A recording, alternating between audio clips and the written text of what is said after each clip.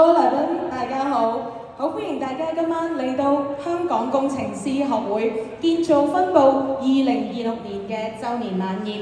我係你哋今晚大會嘅司儀 Giselle 林慧善，你哋好。嗱，喺今日嘅節目正式開始之前啦，首先請等我介紹一下今晚嘅特別嘉賓。再一次，我哋歡迎房屋局局長何永賢女士 JP。作為我哋今晚嘅主禮嘉賓，我哋有請香港工程師學會建造分部主席 Engineer Cedric Chen 上到嚟台上面為我哋致歡迎詞，有請。首先，我謹代表香港工程師學會建造分部，衷心咁歡迎咁多位今日嚟臨我哋1年1度嘅週年晚宴。我哋準備為慶祝香港工程師學會建造分部嘅成就同香港嘅繁榮而祝酒嘅。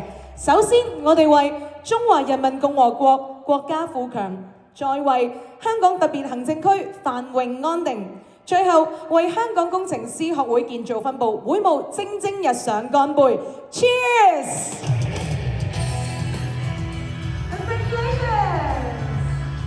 再一次祝賀香港工程師學會建造分部會務蒸蒸日上，香港繁榮昌盛，大家身心健康。